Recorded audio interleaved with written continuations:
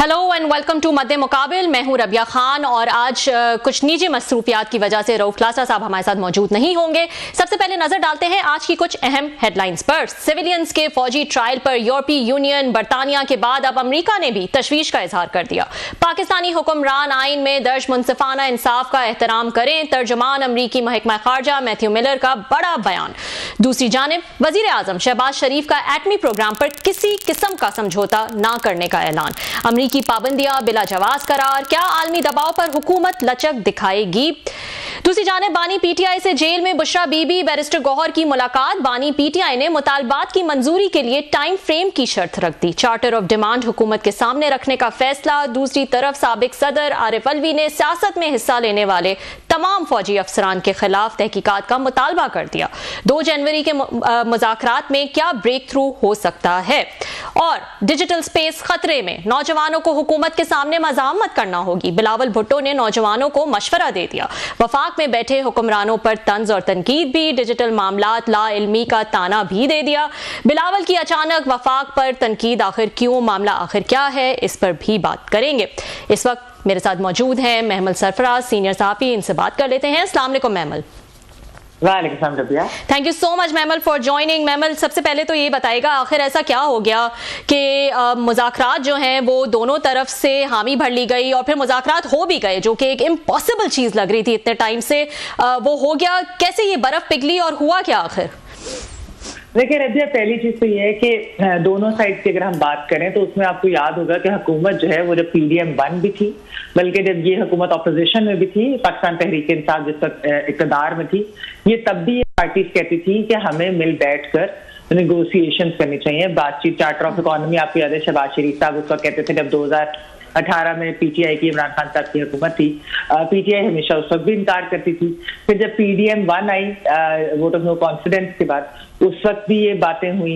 बल्कि आपको याद होगा कि इलेक्शन डेट्स और दूसरी चीजों के ऊपर जब नेगोशिएशन हुई भी, फाइनल भी होगी काफी चीजें, तो तब बैकआउट करके खान साहब के कहने के ऊपर PTI बैकआउट कर गई थी। अभी भी पहले दिन से जब इवन इलेक्शन हुए फरवरी 8 के, उसके बाद भी जिस तरीके से आप कह लें कि हुकूमत साजी का मरहला चल रहा था, उस वक्त PTI को ये दावत दी गई कि आप जो है हुकूमत बनाए। पीपल्स पार्टी ने भी उनको दावत दी, नून लीग ने भी कहा कि आप लोग बना लें हुकूमत। और नेगोशिएशन की बात उसके बाद हुकूमत साजी के बाद भी हुई, तो उन्होंने मुसलसल जो है PTI ने इनकार किया और यही कहा कि हम सिर्फ एस्टैब्लिशमेंट से बात करेंगे जिनके पास ताकत है, और हम इनसे नहीं बात करें। आपको पता है वो जिस तरह के अल्फाज भी हुकूमती जमातों के बारे में, एलाइज के बारे में इस्तेमाल करते रहे, तो वो जो चीज है, ये जो स्टांस बदला है, ये PTI का बदला है। जहां तक मैं वैसे आपको हुकूमती पार्टीज का बता दूं तो नून लीग काफी अर्से से उनका एक एक्चुअली सीनियर लीडर्स का ग्रुप है, जिसके अंदर जिस तरह राना सनाउल्लाह साहब हैं, अयाज सादिक साहब हैं, उसके अलावा फादर साद रफीक साहब, और भी कुछ लोग हैं इस तरह के काफी सीनियर उनके लोग हैं, जो बेसिकली ये बात करते भी थे कि PTI, क्योंकि वो सब कहते हैं कि हमने भी सारी जिंदगी सियासत ही की है और हमने सियासत से सीखा है कि ऐसा नहीं हो सकता कि कोई जमात इसको खत्म किया जाए, और PTI एक रियलिटी है, और इस रियलिटी को हम लोग खत्म तो नहीं कर सकते, ना ही खत्म करना चाहिए, क्योंकि वो अवाम जो है जाहिर बात तो अगर मकबूल है, उनकी भी एक सियासत है।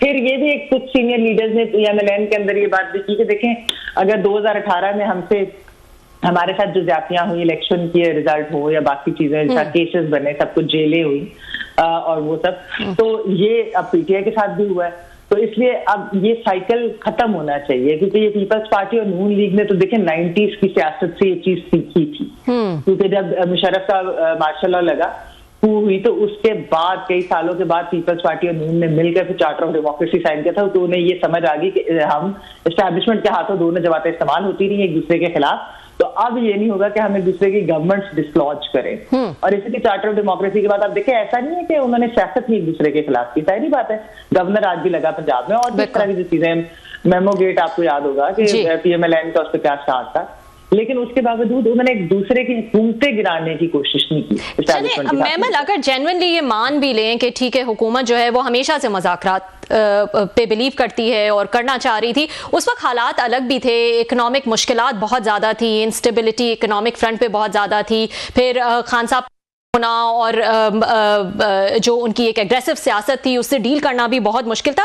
अब तो हुकूमत के लिए कोई ऐसी मजबूरी नहीं है ना, एस्टैब्लिशमेंट के साथ वो वन पेज पे हैं, अदालतों के साथ मामलात उनके कंट्रोल में हैं, 26वीं तरमीम वो ला चुके हैं, मैक्रो इकोनॉमिक स्टेबिलिटी हम देख रहे हैं कि नजर आ रही है। तो अब तो ऐसा लग रहा था कि हुकूमत जो है वो बहुत ज्यादा कंफर्टेबल पोजिशन में, ऐसे मौके पर मुज़ाकरात की टेबल पे बैठना क्या ऐसा लग रहा है कि जबरदस्ती बिठाया गया है उनको? नहीं, इसमें जबरदस्ती कुछ नहीं है रबिया। देखिए, मैंने जैसा आपको बात की ना कि एक्चुअली इनकी हुकूमत के अंदर बहुत सारे लोग, ऐसा नहीं कि हॉक्स नहीं है, हॉक्स भी है पीएमएलएन के अंदर, जो कहते हैं कि हमें कोई जरूरत नहीं इनसे बात करने की, इनसे बात करने हम ट्रस्ट कैसे करते। ट्रस्ट डेफिसिट तो दोनों साइड्स के ऊपर आपको पता है कि है ही, लेकिन और बात आपकी सही है कि हुकूमत तो इसका कंफर्टेबल है, लग रहा है कि ये निजाम इसी तरह से चलता रहेगा, उनको कोई खतरा नहीं है कि उनकी गवर्नमेंट के जारी इकोनॉमिक स्टेबिलिटी भी आ रही है, ऐसा ऐसा ग्रोथ की तरफ भी जिस तरह जाएंगे। तो लेकिन बहरहाल जैसे मैंने कहा कि एक सियासतदान जो यानी कि उधर जो सीनियर लीडरशिप है वो ये यकीन रखते हैं इस चीज के ऊपर कि एक्चुअली इस तरीके से हमें नहीं होना चाहिए कि हम दरवाजे बंद करते किसी सियासी जमात के लिए और नेगोशिएशन। और दूसरी चीज ये कि देखिए, मैंने आपको पहले भी कहा था पिछले हफ्ते भी कि देखिए, सियासी लोग ही सियासी स्पेस निकालते हैं, ये स्पेस और कोई नहीं निकालता। मेरे ख्याल में पीटीआई को भी ये फाइनली रियलाइज हुआ है, उन्होंने अपने बहुत सारे ऑप्शन जो थे एग्जॉस्ट किए हैं। मतलब आपने देखा है कि PDM-1 के अंदर भी जिस तरीके से उन्होंने अपनी असम्बलियां भी डिसॉल्व कर दी और भी बहुत कुछ कर दिया, लेकिन उसके बावजूद जो खान साहब तब तो बाहर थे पहले, तो फिर भी वो लोग नहीं वो इलेक्शन करवा सके या बहुत सारी चीजें नहीं अचीव कर सके। इलेक्शन तो खैर उनको डेट मिल रही थी, उन्होंने उस पर भी इनकार कर दिया था, शायद कोई जल्दी थी या क्या चीज थी।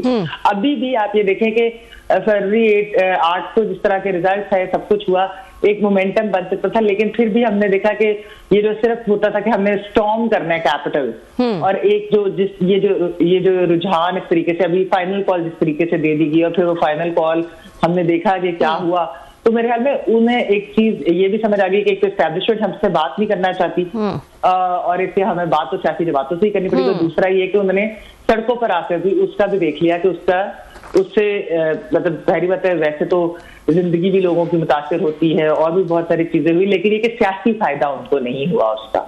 हाँ, अच्छा ये बताएगा कि ठीक है, आई होप कि हुकूमत की साइड पे भी वो लोग जो मुज़ाकरात करना चाहते हैं वहाँ बेटर सेंस प्रिवेल्स, लेकिन पीटीआई की साइड पे जो है आपके ख्याल में अब सब एक ही पेज पे हैं, सबको लगता है कि यही रास्ता है, इसी तरह चलना है, हुकूमत से ही मुज़ाकरात करने हैं? क्योंकि अभी भी मैं कुछ कन्फ्यूज्ड स्टेटमेंट जो है वो देख रही थी, जैसे कि आरिफ अलवी साहब ने जो है वो आज कहा कि अब जो है वो सितारे मिल रहे हैं, इंटरनेशनल और डोमेस्टिक सितारे मिल रहे हैं, अगले 6 हफ्ते में खान साहब की रिहाई की भी उम्मीद की जा सकती है। फिर कल रऊफ हसन, इसके अलावा आरिफ अलवी साहब ने यह भी कहा कि अगर रिहाई नहीं मिलती खान साहब को और ये कह दिया जाता है कि रिहाई के बाद आपको हाउस अरेस्ट कर लिया जाएगा, तो आई थिंक कि मेरी सजेशन होगी उनको ये डील नहीं लेनी चाहिए। फिर कल मैं रऊफ हसन साहब की कुछ स्टेटमेंट्स देख रही थी, उसमें भी कुछ बातें की गई जिसमें उन्होंने कहा कि एस्टैब्लिशमेंट ही मुज़ाकरात कर रही है, असल में तो हुकूमत मुज़ाकरात करना ही नहीं चाहती थी। फिर उन्होंने ये भी कहा कि सारे मामलात एस्टैब्लिशमेंट की वजह से ही, उन्हीं की मंशा से जो है वो शुरू हुए हैं, और संडे से उन्होंने कहा कि हमारी सिविल नाफरमानी तहरीक भी शुरू हो चुकी है as far as remittances are concern. और उन्होंने मुज़ाकरात की जो डेट दी गई 2 जनवरी की, उस पर भी तनकीद की। उन्होंने कहा कि मुझे लगता है कि ये रोज की बेसिस पर होने चाहिए थे। तो पीटीआई में तो अभी भी कुछ कंफ्यूजन और कंफ्यूज स्टेटमेंट जो हैं वो नजर आ रही हैं।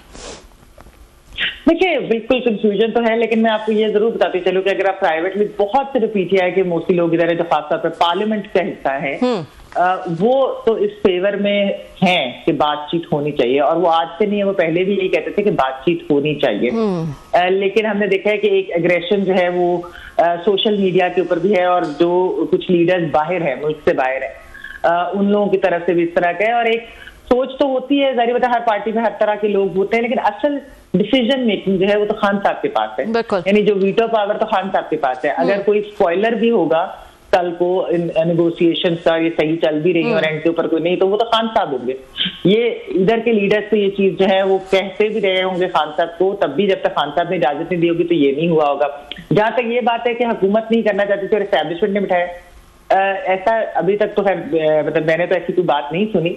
इसमें ये जरूर है कि एस्टैब्लिशमेंट की मर्जी के बगैर नहीं हो रही होंगी, यानी कि अगर हुकूमत ने स्टार्ट किया तो आपको मालूम ही है कि क्योंकि एक एलिमेंट एक्चुअली पीएमएलएन के अंदर चंद लीडर्स ये भी कहते थे कि अगर हमने बहुत सॉफ्ट स्टांस दिखाया पीटीआई के ऊपर तो ये ना हो कि हमसे एस्टेब्लिशमेंट नाराज हो जाए। लेकिन अगर इस तरह ऑफिशियल मुज़ाकरात शुरू हुए तो उसके अंदर कहीं ना कहीं एस्टेब्लिशमेंट की वो रजामंदी जरूर होगी। अच्छा, ये खान साहब ने अभी ये भी कहा कि खुशाइंद का उन्होंने मुज़ाकरात को, लेकिन उन्होंने कहा ये मुज़ाकरात एक टाइम फ्रेम में होने चाहिए। इस पे थोड़ी वजाहत कीजिएगा, क्या लग रहा है आपको? देखिए रबिया, ये जो मुज़ाकरात टाइम फ्रेम तो देना बहुत ही ये इस तरह की चीज है, वो तो नहीं हो सकता, क्योंकि देखिए CBMs भी अभी होने में वक्त लगेगा। हमें मालूम है बहुत सारी चीजें जो है वो कंसिडर हो रही हैं, जाहिर बात है बिहाइंड द सीन्स डिस्कशंस होती हैं, सियासी जो कैदी हैं उनकी रिहाई की बात होती है। जिस तरह आपने अभी आरिफ अलवी साहब की बात की तो उन्होंने कहा कि हाउस अरेस्ट की मैं सजेशन कहूंगा कि नाम आने गए, क्योंकि गौर किया जा रहा है कि खान साहब को अगर ये कामयाब होती हैं नेगोशिएशन थोड़ी अच्छी आगे बढ़ती हैं, पॉजिटिव एनवायरनमेंट है, तो उनको अगर पेशावर मुंतकिल कर दिया जाए या फिर उसके बाद बनी गाला मुंतकिल कर दिया जाए, और इस तरह की ऑफर सुनने में ये भी आया था जराये से कि पहले भी हुई थी लेकिन उस वक्त खान साहब नहीं माने थे। तो एक तो वो चीज है। दूसरा आप देखिए अलकादर ट्रस्ट केस जिस तरीके से मौखर हुआ उसमें भी जराये ये कहते हैं कि बेसिकली एक डिमांड या वो भी एक तरह से CBM हुआ कि बुशरा बीबी दोबारा जेल में ना जाए। तो और बुशरा बीबी की रिहाई के बारे में भी यही कहा जाता था कि वो एक तरह से एक CBM है, वरना तो आपको मालूम है लोग छुट्टे थे फिर उनको दोबारा पकड़ लिया जाता था, केसेस बन जाते थे। तो ये चीज हमने देखी। तो ये मेरे ख्याल में एक हुकूमत के अंदर भी एक ये चीज है कि स्टेबिलिटी, जो आपका सवाल था ना कि क्यों बातचीत, हुकूमत का भी एक स्टेबिलिटी हो, चीजें इस तरह चलती रहे जिस तरह जो एक पॉलिटिकल केओस हो वो कम हो, टेम्परेचर नीचे लाया जाए। क्योंकि अगर इकोनॉमिक स्टेबिलिटी की तरफ आप जा रहे हैं, ग्रोथ की तरफ अगर आप जाते हैं, वो पॉलिटिकल स्टेबिलिटी के बगैर मुश्किल हो जाता है। आए दिन अगर आपको मुल्क बंद करना पड़े जब इस तरह कोई प्रोटेस्ट कॉल दी जाती है, हमने देखा है कि आप लोग तो इस्लामाबाद में रहते हैं, आप लोग तो बेचारे बहुत ही ज्यादा तंग हुए, लेकिन इवन लाहौर में भी जिस तरह सड़क वो बंद कर दिए गए बाहर जाने के रास्ते और वो सब कुछ। तो आपने देखा कि जब ये प्रोटेस्ट कॉल होती है तो आम लोगों की भी जिंदगी किस तरीके से मुतासिर होती है और उसका काफी नुकसान होता है फाइनेंशियल। तो मेरे ख्याल में गवर्नमेंट का भी यही है डिमांड कि आप लोग रोज रोज इस तरह की कॉल न करें, आप अपनी हैबे पख्तूनख्वा की गवर्नमेंट चलाएं, तो हमें हमारी फेडरल गवर्नमेंट चलाएं। तो ये बताएं किसी भी किस्म के मुज़ाकरात महमल कैसे कामयाब होंगे अगर 9 मई के मसले को जो है वो हल नहीं किया जाएगा? एक तरफ खान साहब तो अपने स्टैंड से पीछे नहीं हट रहे कि वो एक फॉल्स फ्लैग ऑपरेशन था, दूसरी तरफ हमने देखा बड़ी सख्त प्रेशर आई और जिसमें कहा गया कि मास्टरमाइंड जो हैं और उनके जो प्लानर्स हैं उनको भी सजा मिलेगी। तो ये फॉल्स फ्लैग वर्सेस मास्टरमाइंड के बीच का रास्ता क्या समझ आ रहा है, क्या निकल सकता है? देखिए अब 9th में फॉल्स फ्लैग तो बाहिर कहीं से नहीं लगता था, और जिस तरीके से काफी लोग वीडियोज और सारा कुछ कर, तो बहुत सारे बयान ट्वीट सारा कुछ सबने, लेकिन ये देखिए ये ख्याल है ये मामला अदालत पे छोड़ने चाहिए। सबूत जो हुकूमत रियासत सबूत दे सकेगी उनके मुताबिक जो भी सजाएं होती हैं उसको, वैसे तो पीटीआई ने यही कहा था कि अगर कोई इन्वॉल्व है तो उनको सजा भी होनी चाहिए, लेकिन ये कि उन्होंने अभी जो कमीशन बनाने का उनका मुतालबा है और ये, तो इसके ऊपर प्रॉपर इन्वेस्टिगेशन होनी चाहिए और मेरे ख्याल में अदालतों के ऊपर अगर ये मामला छोड़ दिए जाए तो ज्यादा बेहतर है। लेकिन ये वैसे कहा जा रहा है कि पीटीआई को थोड़ा सा इसके ऊपर स्टेप बैक करना पड़ेगा अपने फॉल्स फ्लैग वाले बात से, स्टेटमेंट से, लेकिन अभी तो लग रहा है ऐसे कि खान साहब जो है वो इस चीज से पीछे नहीं हटे। अच्छा, ये अगर कल हमारे साथ फवाद साहब भी मौजूद थे, फवाद चौधरी साहब, और उनसे भी मैं ये पूछ रही थी कि ये अगर मुज़ाकराती कमेटी में JUI से कोई होता, जमात इस्लामी से, JDA से, तो इस मुज़ाकराती कमेटी का भी एक वजन बढ़ जाता। दूसरी तरफ हम देख रहे हैं हुकूमत के साथ जो है वो उन्होंने अपने तमाम एलाइज जो हैं उनमें से लोगों को शामिल किया हुआ है। तो एक ऑपोजिशन अलायंस आपके ख्याल में ये एक नाकामी है पीटीआई की कि सबको साथ अगर रखते तो बात ही और होती? देखिए मेरे ख्याल में वैसे तो सबको साथ रखना चाहिए, खासतौर पर हमने देखा कि इवन पीटीआई के दौर में जैसा PDM बनी थी उसके अंदर ये बात तो नहीं थी कि सारों की बहुत ज्यादा कुछ सीट थी या बाकी सारी जमातों के लिए, लेकिन फिर भी वो काफी ज्यादा जमातों की अलायंस बनी थी, ऑपोजिशन जमातों की, तो उसका एक वेटेज होता है, उसका एक वजन होता है। तो मेरे ख्याल में ये पीटीआई को ये करना चाहिए, they should reach out to other opposition parties, और अगर वो कैसे उनको भी अपनी कमेटी में शामिल करें। लेकिन फिलहाल तो खैर ये जो मुज़ाकरात हो रहे हैं ये तो एक्चुअली पीटीआई और गवर्नमेंट के है, गवर्नमेंट की दूसरे एलाइज वो है, लेकिन ये पीटीआई के ही रिलीफ के लिए या आगे का लाए अमल किया गया। लेकिन एक चीज मैं जरूर इसमें रबिया कहूंगी कि देखिए जो शॉर्ट टर्म चीजें तो हैं, जो जाहिर बात है कि पॉलिटिकल केसेस या इस तरह की चीजें हैं, फिर किस तरीके से रिलीफ दिया जाए और फिर ओवरऑल किस तरीके से सियासत को बेहतर तरीके, लेकिन एक चीज जरूर इनको करनी चाहिए कि एक थोड़ा ब्रॉडर भी इसको रखें खास तौर पे कि अगले इलेक्शंस जो हैं वो किस तरीके से साफ और शफाफ हो सकते हैं। इलेक्शन कमीशन जो है उसको गैर मुतनाज़ किस तरह होती है, इकोनॉमी के ऊपर एक कंसेंसस होना चाहिए। क्योंकि देखिए हमने यहाँ पर देखा कि दुनिया भर में इलेक्शन जो है वो कॉन्फ्लिक्ट रेजोल्यूशन के लिए होते हैं और रिजल्ट माने जाते हैं, और उसका जो भी ताकत में आता है वो बेशक ऑपोजिशन करें, सियासत करें, बाकी सारा कुछ जरूर होता है, लेकिन वो इस तरह की कंट्रोवर्सी नहीं होती। लेकिन हमने पिछले 2 इलेक्शन में पाकिस्तान हमारी तो ख्वाहिश ही रह गई है कॉन्फ्लिक्ट जी बिल्कुल नहीं रबिया, मतलब पिछले 2018 2024 में हमने देखा है कॉन्फ्लिक्ट रेजोल्यूशन में कॉन्फ्लिक्ट की तरफ, और दूसरी एक और चीज की आवाम जो डिसएंफ्रेंचाइज होती है, आवाम का वोट, ये अगले इलेक्शन में नहीं होना चाहिए ऐसा।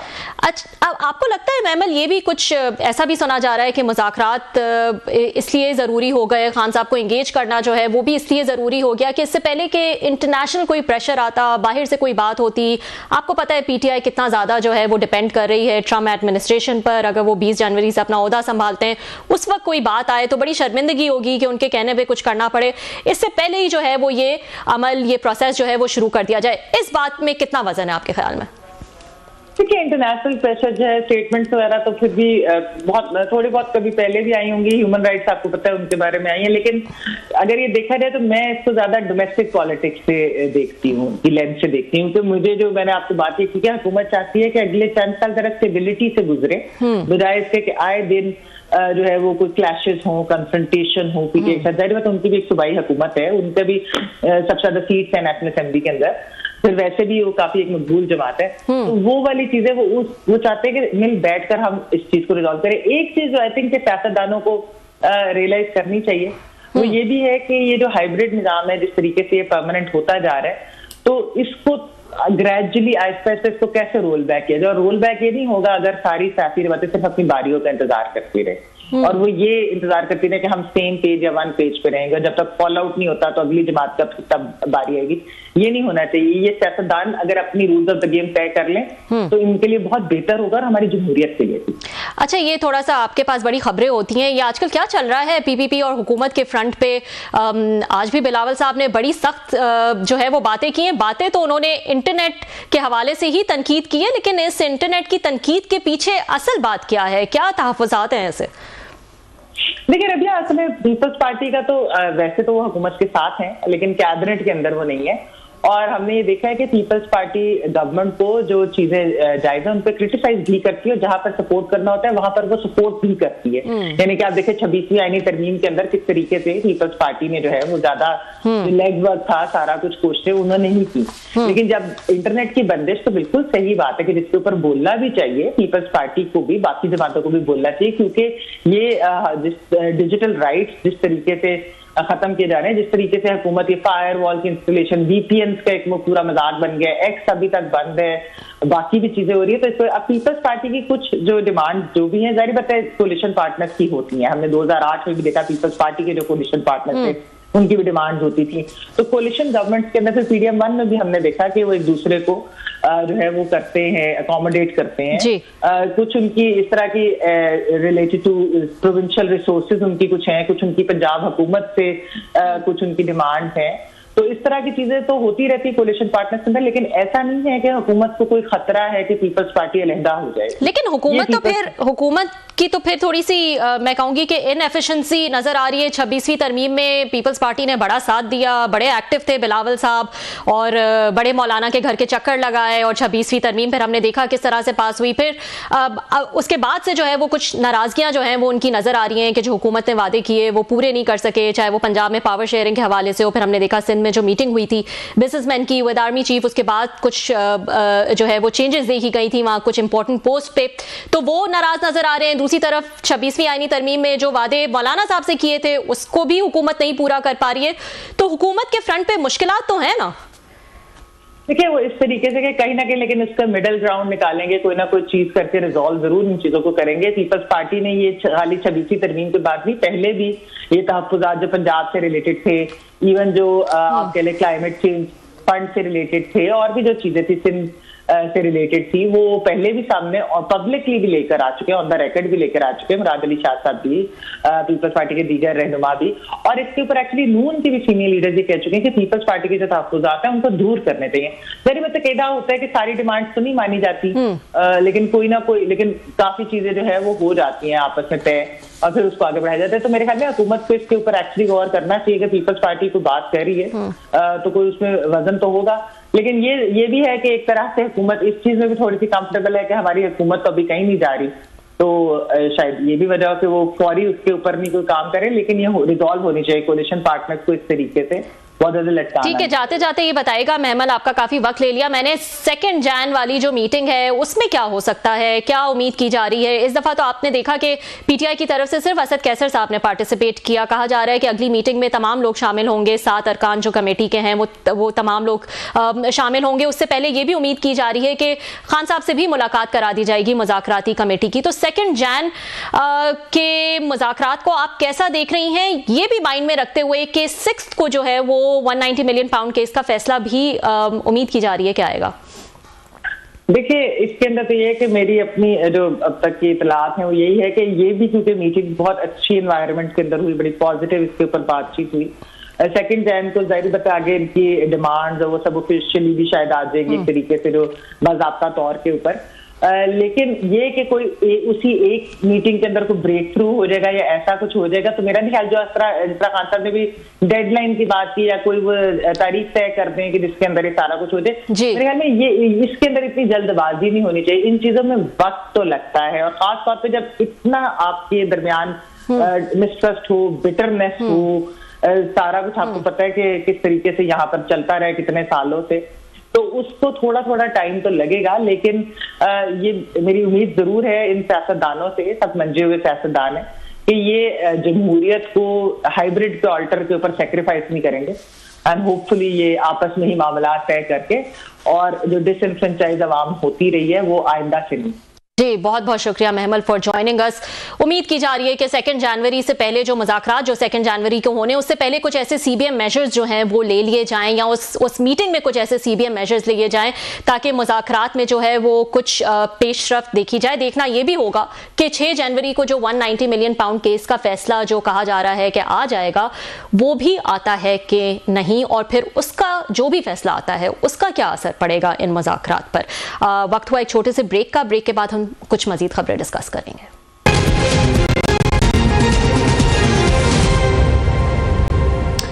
वेलकम बैक नाजरीन। यूरोपीय यूनियन और बरतानिया के बाद अमेरिका का भी सख्त रद्द अमल आया है। 25 शहरियों की मिलिट्री कोर्ट से जो सजाएं उनको दी गई हैं उस पर यह रद्द अमल देखा गया है। इस पे पाकिस्तानी हुकूमत की जानिब से भी कुछ जवाब जो है वो दिया गया है। इस पर कुछ डिटेल में बात कर लेते हैं। हमारे साथ मौजूद हैं अनवर इकबाल साहब, सीनियर सहाफ़ी फ्रॉम वाशिंगटन DC। अस्सलाम वालेकुम अनवर साहब।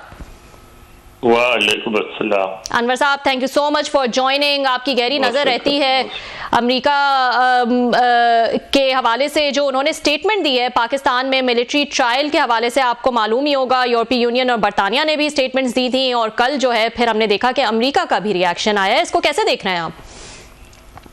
देखिए, एक ऐसा इशू है जिस पे सारी दुनिया बोलेगी। हमारे यहाँ इस चीज को जरा समझा नहीं जाता। जैसे हमारे मुल्क में कोई भी मजहब की बात हो, इस्लाम की बात हो, तो हमारे खास रिएक्शन आता है। अच्छा, कोई जरूरी नहीं है कि रिएक्शन देने वाला मजहब पे अमल करता हो या ना करता हो, नमाजें पढ़ता हो या ना पढ़ता हो, लेकिन हम मजहब की हिमायत में बोलते हैं। तो मगरिब में डेमोक्रेसी वगैरह ऐसी इश्यूज हैं जिससे वो एक पब्लिकली बोलते जरूर हैं, चाहे आप ये कह सकते हैं उनकी फॉरेन पॉलिसी में रिफ्लेक्ट करे या ना करे, बोलते जरूर हैं। तो अगर आप सिविलियंस को मिलिट्री कोर्ट में ट्राई करेंगे तो मगरिब में, खास पर वॉशिंगटन और लंदन और ब्रसल्स में एहतजाज जरूर होगा। मैं समझता हूँ अमेरिका का जो बयान है वो उसी सिलसिले की कड़ी है, लेकिन जरा फर्क है, इसमें कोई एक्शन की बात नहीं की गई है, जैसे यूरोपियन यूनियन ने एक्शन का भी थ्रेट दिया है। तो मैं समझता हूँ कि इस तरह के बयान बढ़ेंगे और ज्यादा आएंगे, और हो सकता है कि कल को अगर यूरोपियन यूनियन कोई एक्शन ले तो अमेरिका भी कुछ ना कुछ सैंक्शन वगैरह लगाए। तो इस पे परेशान होना चाहिए पाकिस्तान को, या उनको ये समझ के इग्नोर करना चाहिए कि हमारा डोमेस्टिक मामला है? कुछ रद्द-ए-अमल तो आया है। सागडार साहब का मैं ट्वीट देख रही थी कुछ 1 घंटे पहले, जो है वो उन्होंने एक्स पे लिखा है कि Pakistan is fully committed to fulfilling all its international human rights obligations, और उनका कहना है कि हमारा जो लीगल सिस्टम है it is consistent with international human rights law including provision of the international covenant on civil and political rights, जिसके तहत कहा जा रहा है कि हमने मुआहिदा किया हुआ है। एंड उनका ये भी कहना है कि the verdicts have been made under a law enacted by the parliament of Pakistan and in line with the judgment of the supreme court of Pakistan. तो ये रिएक्शन तो हमने दिया है, कैसा देख रहे हैं इस रिएक्शन को आप? देखिए, रिएक्शन वैसा है जैसा होना चाहिए था पाकिस्तान से, और आप क्या कह सकते हैं, यही कहेंगे, क्योंकि आपने वो जो खास जो रेफरेंसेज हैं वो उस हवाले से यूरोपियन यूनियन के बयान का हिस्सा थे। मगर क्या दुनिया इसको मानती है? नहीं, दुनिया ये नहीं समझती। जिस तरह मसलन मैं आपको मिसाल देता हूँ, हमारे बहुत सारे जर्नलिस्ट आते हैं यहाँ और वो कोशिश करते हैं इनको अमेरिकन मीडिया में जॉब मिल जाए, नहीं मिलती तो बड़ा फ्रस्ट्रेट होकर कहते हैं यार इंडियंस को तो मिल जाती, हमें नहीं मिलती। अच्छा, कोई इंडिया हमसे बहुत आगे नहीं है मीडिया में, लेकिन बात यह है कि यहाँ एक इम्प्रेशन ये है कि इंडिया में एक आज़ाद मीडिया है, लिहाजा उसको सीरियसली लिया जाता है, इंडियन जर्नलिस्टों को जॉब मिल जाती। पाकिस्तान के बारे में कहा जाता है कि क्या पाकिस्तान और क्या पाकिस्तान का मीडिया, तो वो आपको कोई कंसिडर भी नहीं करता, करीब भी नहीं रखता कहीं। तो यही है हमारी डेमोक्रेसी, हमारी जुडिशरी के बारे में पोजीशन। यार ये जो एक मुस्लिम दुनिया का हिस्सा है, जहाँ डिक्टेटरशिप होती है, आमरीत होती है, इनका कोर्ट, इनकी अदालतें, इनकी पार्लियामेंट, क्या कोई अहमियत नहीं है। लेकिन अनवर साहब, फिर ये तो इसमें तो कोई शक नहीं है ना कि इंडियन लॉबी जो है वो बहुत स्ट्रांग है वहां पे। आपके ख्याल में जो इंडियन लॉबी की सिर्फ बात नहीं है, सिर्फ लॉबी की बात नहीं है, मुसलसल काम है। सबसे ज्यादा अहम चीज इंडियन इकोनॉमिक इन्फ्लुएंस है। इस बात को आपको समझना चाहिए। दुनिया में अब आने वाली दुनिया में मजीद सारा फोकस आपके इकोनॉमिक इन्फ्लुएंस से होगा। जितना आपका इकोनॉमिक इन्फ्लुएंस बढ़ेगा, आपका इन्फ्लुएंस बढ़ेगा। बिल्कुल बिल्कुल। तो आपके ख्याल में कि इस खिते में अमेरिका जो है वो इंडिया को इम्पोर्टेंट समझता है और सीरियसली लेता है ज़्यादा, क्योंकि इकोनॉमिक फ्रंट पे जो है वो काफ़ी तरक्की कर रहे हैं और हमने देखा है कि ओवर द ईयर्स उन्होंने अपने आप को बहुत मजबूत किया इकोनॉमिक फ्रंट पे। बिल्कुल दुरुस्त है। और उसके अलावा चाइना का मसला है, चाइना से वो मुकाबला करना चाहते हैं। उनको पता है कि पाकिस्तान कभी इस जंग में या इस दौड़ में शामिल नहीं होगा, कि पाकिस्तान के अपने मफादात हैं। तो और जबकि इंडिया और अमेरिका के मफादात जो हैं चाइना के हवाले से एक दूसरे से मिलते हैं, इसलिए भी इंडिया को अहमियत देते हैं। जी, अभी रिसेंट जो है वो बैलिस्टिक मिसाइल के हवाले से भी स्टेटमेंट्स आई थी अमेरिका की, उसको आप कैसा देख रहे हैं? वो भी इसी सिलसिले की कड़ी है। आप देखें, दूसरे आप हमारे बारे में बयान दिए गए इंडिया के हवाले से, देखिए इंडिया के साथ बाज़ाब्ता कोऑपरेट किया जा रहा है, एग्रीमेंट हो रही है, उनकी हथियार बनाने में मदद की जा रही है, उनको ऑफर की जा रही है कि आप अपने यहाँ अमेरिकी तैयारे बनाने के कारखाने खोल लें। तो वही फिर इंटरेस्ट की बात है सारी की सारी। देखिए, कौमों के दरमियान ताल्लुकात नहीं होते, सिर्फ मफादात होते हैं। ये बात हमें समझनी चाहिए। चीन भी हम जो कहते हैं ना हिमालय से ज्यादा ऊंचा और बहरे अरब से ज्यादा गहरा, चीन भी हमारी दोस्ती है वो सीधी की सीधी मुकम्मल मफादात पे मुनहसर है। चीन का मफाद इसमें है कि भारत के मुकाबले में पाकिस्तान महफूज रहे। अगर कल चीन का मफाद तब्दील हो जाएगा तो हम भी उनके हरीफ नहीं रहेंगे, इंडिया हो जाएगा। सारी बात मफादात की होती है। लेकिन हमारे लिए मफादात जो है वो तो इसी में है कि हम इन दोनों अतराफ को जो है वो बैलेंस करके चलें। बिल्कुल है, और हम कोशिश करते हैं, लेकिन एक मफाद और भी है कि मुल्क के अंदर हालात को जरा बेहतर करें। देखिए, सिविलियंस को मिलिट्री कोर्ट पर ट्राई करना, इमरान खान को मुसलसल जेल में रखे रहना, ये देखिए यहाँ जब नवाज शरीफ पिछले दिनों आए थे तो वहाँ बात हुई थी, उनके अंदरूनी हल्के में ये तक कहा गया था कि जो इमरान खान को जेल में रखा हुआ उससे नवाज शरीफ बहुत नाखुश हैं, क्योंकि उनका ख्याल है कि बहरहाल वो एक सियासतदान है, उसको बहुत बुरा सियासतदान है, लेकिन सियासतदान को जेल में नहीं होना चाहिए। तो दुनिया तो इस पर एतराज करेगी अगर आप सियासतदान को जेल में रखेंगे। तो आपको लगता है कि दुनिया के इस एतराज करने से कोई चेंज आ सकता है यहाँ पे डोमेस्टिकली, कोई इस फ्रंट पे के मिलिट्री ट्रायल्स के फ्रंट पे कोई हम तब्दीली देख सकते हैं? फौरी तौर पर तब्दीली नहीं आती, लेकिन आपने कभी देखा है कि अगर चट्टान पर भी बारिश का पानी गिरता रहे तो चट्टान भी गिर जाती है। कब तक आप दुनिया को इग्नोर करेंगे? सर ये बताएगा कि क्या चल रहा है वहाँ पे ट्रम्प एडमिनिस्ट्रेशन के आने से? अभी भी लगता है कि बहुत उम्मीद है यहाँ पे पीटीआई को। अभी जो ग्रेनल साहब की जो एक्स पे आप देख रहे थे एक्टिविटी जो है वो काफ़ी बढ़ गई थी और पीटीआई जो है वो बड़ा सपोर्ट कर रही होती है, वो #फ्री इमरान जो है वो लिख रहे होते हैं और पीटीआई जो है वो वाह वाह कर रही होती है। ये उम्मीद लगाना ट्रम्प एडमिनिस्ट्रेशन से आपके ख्याल में सही है? मेरा ख्याल है कुछ ज्यादा ही उम्मीद लगा रहे हैं, इतना ज्यादा भी खुश होने की जरूरत नहीं है। मगर एक बात तो वाज़ह है कि ट्रम्प एडमिनिस्ट्रेशन में ऐसे लोग मौजूद हैं जो बयान देंगे, जरूर देंगे और इमरान खान की हिमायत में देंगे, लेकिन क्या ट्रम्प की हिकमत अमली कोई बहुत मुख्तलिफ होगी पाकिस्तान के हवाले से? मुझे नहीं लगता। तकरीबन स्ट्रेटेजी वही होगी जो more and less Biden administration की थी। थोड़ा सा ट्रम्प को निहारी में मिर्चें कटवाने का बड़ा शौक है तो मिर्चें डाल दिया करेंगे वो। तो ये कहना कि ऐसे बहुत सारे रिच पाकिस्तानीज हैं जिन्होंने फंड किया ट्रम्प कैंपेन को और उस वक्त उन्होंने ये बात रखी सामने और ये उम्मीद उनकी बांधी गई कि ट्रम्प एडमिनिस्ट्रेशन आ जाएगी तो खान साहब के लिए रिलीफ आएगा, उनकी रिहाई होगी। ऐसे मामला चलते हैं? जाहिर फंड तो किया है, ऐसे ग्रुप्स हैं जिन्होंने फंड किया ट्रम्प कैंपेन। बिल्कुल चलते हैं। यहाँ तो लीगल है, इलीगल नहीं है, लेकिन जरा इसको पर्सपेक्टिव देखें ना, तनाजुर में देखें। 2 बिलियन 3 बिलियन यानी 2 अरब 3 अरब 4 अरब डॉलर तक खर्च होते हैं कैंपेन पे। पाकिस्तानी कम्युनिटी ने सब मिला लिया, पीटीआई और गैर पीटीआई सब मिला लें तो ज्यादा से ज्यादा 5 बिलियन दे दिया होगा, वो भी नहीं दिया होगा, उससे ज्यादा तो नहीं दिया होगा पाकिस्तानी कम्युनिटी ने।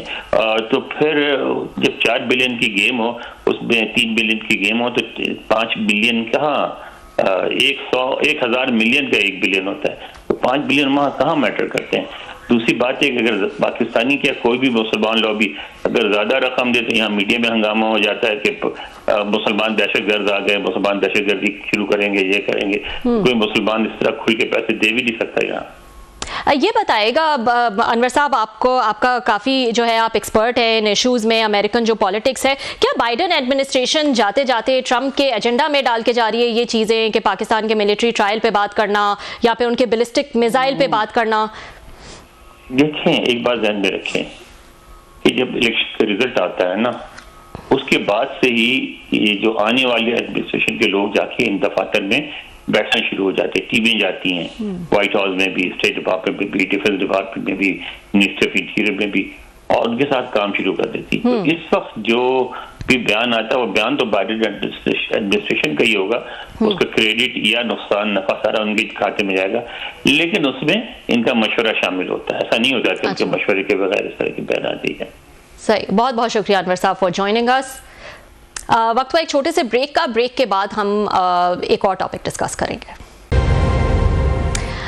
वेलकम बैक नाजरीन, हम देख रहे हैं एक अरसे से जो है वो पारा चनार के हालात जो हैं वो कुछ बिगड़ते हुए नज़र आ रहे हैं। रवा बरस खैबर पख्तूनख्वा के ज़िला कुरम में फ़िरका वाराना फसादात में ना सिर्फ दर्जनों अफराद जान की बाजी हार गए बल्कि ना ख़त्म होने वाली कशीदगी के बायस कुरम के सदर मकाम पारा चनार जाने वाली राब्ता सड़कें बंद हैं और इसकी वजह से हम देख रहे हैं कि इलाके में अद्वियात, खुराक और अशियाए ज़रूरियात की किल्लत का सामना है। चनार के दरख्तों और सफ़ेद पहाड़ों में घिरे पारा चनार की खूबसूरती फ़िरका वाराना कशीदगी के बायस मांद पड़ चुकी है। मकामी आबादी को ना सिर्फ सिक्योरिटी खदशात इस वक्त लाहक हैं बल्कि इन्हें बेसिक अद्वियात, खाने पीने की अशिया और इंतहाई बुनियादी अशियाए ज़रूरियात के हसूल में भी इंतहाई दुश्वारियों का सामना करना पड़ रहा है।